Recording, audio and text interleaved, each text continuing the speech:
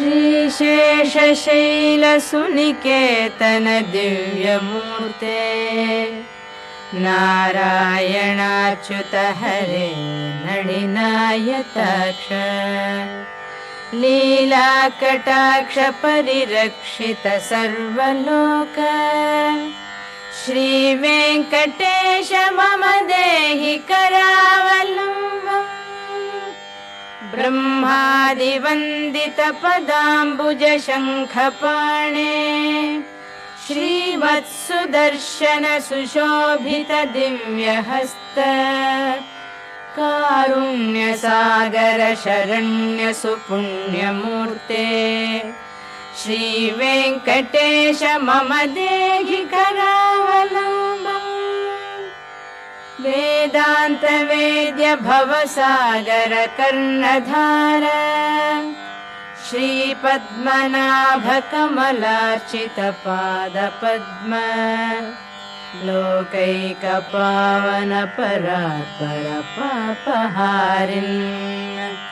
श्रीवेङ्कटेश मम देहि करावलम्बम् लक्ष्मीपते निगमलक्ष्य निजस्वरूप कामादिदोष परिहारक बोधदायिन् दैत्यादिमर्दन जनार्दन वासुदेव श्रीवेङ्कटेश मम देहि करावलम्बम् तापत्रयं हर विभोरभसा मुरारे संरक्ष मां करुणया सरसीरुहाक्ष मच्छिष्य इत्यनुदिनं परिरक्ष विष्णो श्रीवेङ्कटेश मम देहि करावलम्बम् श्रीजातरूप नवरत्न लसत्किरीट कस्तूरिकातिलक शोभिललाटदेश राकेन्दुबिम्ब वदनाम्बुजवारिजाक्ष श्रीवेङ्कटेश मम देहि करावलम्बम्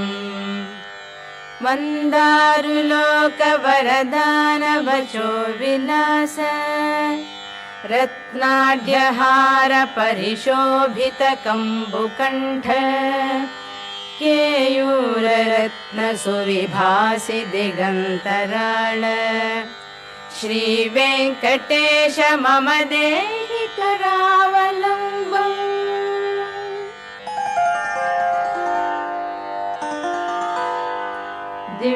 दिव्याङ्गदाञ्चित भुजद्वय मङ्गलात्मन्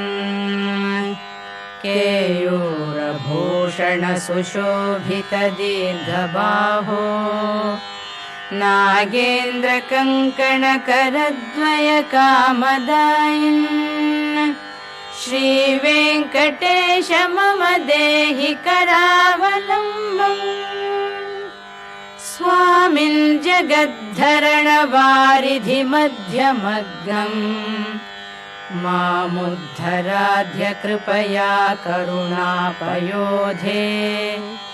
लक्ष्मीं च देहि मम धर्म समृद्धि हेतुम् श्रीवेङ्कटेश मम देहि करावलम्बम्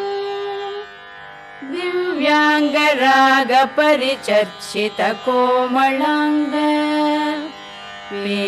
पीताम्बरावृत तनो तरुणार्कदीप्ते सत्काञ्चनाभ परिधान सुपट्टबन्ध श्रीवेङ्कटेश मम देहि करावलम्बम् रत्नाढ्यदाम सुनिबद्ध कटिप्रदेश माणिक्यदर्पण सुसन्निभजानुदेश जङ्घाद्वयेन परिमोहित सर्वलोक श्रीवेङ्कटेश मम देहि करावलम्बम् लोकैकपावन सरित्परिशोभिताङ्घ्रे त्वत्पाददर्शनदिने च ममाघमेश हार्दं तमश्च सकलं लयमापभूमन् श्रीवेङ्कटेश मम देहि करावलम्बम् कामादिवैरिनिवहोच्युत मे प्रयातः दारिद्र्यमप्यपगतं सकलं दयाळो दीनं च मां समलोक्य दयार्द्रदृष्ट्या श्रीवेङ्कटेश मम देहि करावलम्बम् श्रीवेङ्कटेश पदपङ्कज षट्पदेन श्रीवल्लृसिंहयतिना रचितं जगत्या एतत् पठन्ति मनुजाः पुरुषोत्तमस्य ते प्राप्नुवन्ति परमां पदवीं मुरारेः।